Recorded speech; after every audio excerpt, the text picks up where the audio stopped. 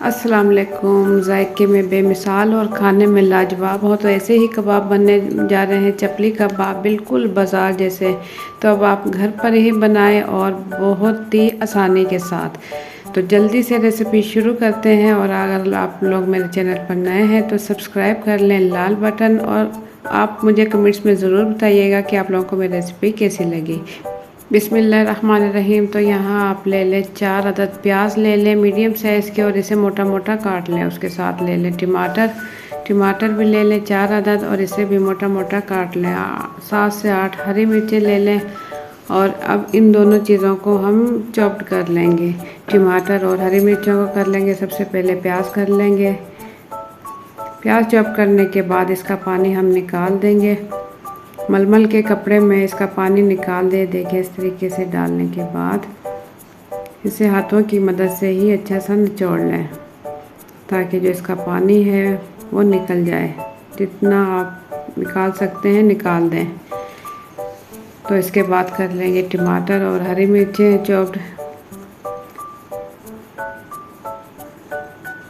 ऐसे कर लें जैसे कि कुटा हुआ हो। ये देखिए, इस तरीके से ये तैयार है और निकाल लेंगे। यहाँ ले लेंगे कीमा यहाँ मैंने ले लिया है 1 किलो। टोटल ये मेरा बनता है 900 ग्राम। इसमें गाय का गोश्त है और 100 ग्राम इसके अंदर चर्बी है। इन दोनों चीज़ों को मैंने घर पर ही 2 मरतबा मशीन से निकाल लिया है। तो इसमें शामिल कर देंगे प्याज।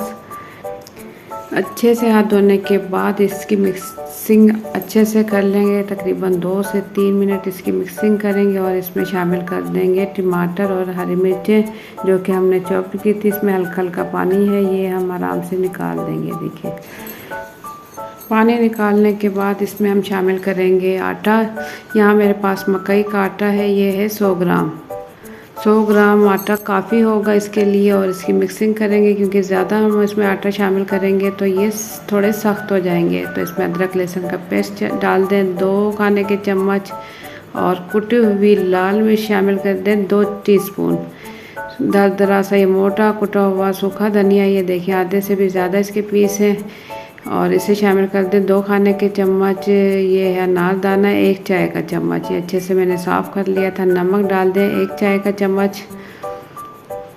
और अब इसकी मिक्सिंग फिर से हम हाथों की मदद से अच्छे से कर लेंगे ताकि जो हमने इसमें मसाले शामिल किए हैं वो अच्छे से मिक्स हो जाएं।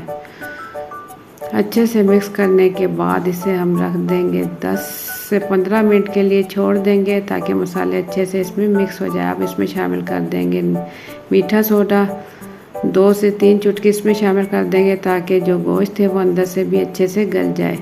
तो इसकी मिक्सिंग अच्छे से करने के बाद फिर हम इसे रख देंगे 10 से 15 मिनट के लिए। तो यहाँ मैं आपको दिखाऊंगी, देखें थोड़ा सा ये बिल्कुल नरम हो चुका है अच्छे से। 10 से 15 मिनट मैंने रखा, उसके बाद अच्छे से नरम हो चुका है। तो इसे फिर से हम गूंद लेंगे 2 से 3 मिनट के लिए और इसके पेड़े बना लेंगे। जितने कबाब आप बनाना चाहें हाथों की मदद से इस तरीके से अच्छे से बना लें। गुलाई इसके अच्छे से कर लें और बीच में हल्का सा इसमें निशान लगा लें ताकि अंदर से अच्छे से पक जाएं। ये देखिए, इस तरीके से। तो अब इसे हम फ्राई कर लेंगे। फ्राई करने के लिए फ्राई पैन में मैंने घी अच्छे से गर्म कर लिया है और इसमें मैंने कबाब डाल दिया। ये देखिए, एक साइड गोल्डन होने के बाद साइड इसकी चेंज कर देंगे। अच्छा, जैसे ही ये गोल्डन होने लगे तो इसकी फ्लेम हम मीडियम पर रख लेंगे। स्टार्ट में डालेंगे तो इसकी फ्लेम तेज़ रखेंगे ताकि कबाब हमारे टूटे नहीं और ख़राब ना हो। तो दोनों साइड से मैं आपको दिखाऊं, अच्छा सा कलर आ चुका है, बिल्कुल बाज़ार वाला। तो आप लोगों को मेरी वीडियो पसंद आती है तो इसे लाइक कर दिया करें। तो यहाँ मैं आपको दिखाऊं प्लेट में निकाल कर, ये देखिए कितना खूबसूरत इसका कलर आ चुका है। और मैं तोड़कर भी दिखाऊंगी कि अंदर से भी कितने अच्छे से ये पक चुके हैं। ये देखिए, बिल्कुल बाज़ार जैसे। तो आप लोग इससे ज़रूर ट्राई करें और अपना फीडबैक कमेंट्स के ज़रिए ज़रूर दें। और मेरे चैनल पर नए हैं तो सब्सक्राइब कर लें, लाल बटन, और साथ ही बेल के बटन को क्लिक कर लें ताकि मेरे आने वाली हर नई वीडियो का नोटिफिकेशन आप तक पहुंच सके। तो इसी के साथ मुझे दे इजाज़त। अल्लाह हाफिज़।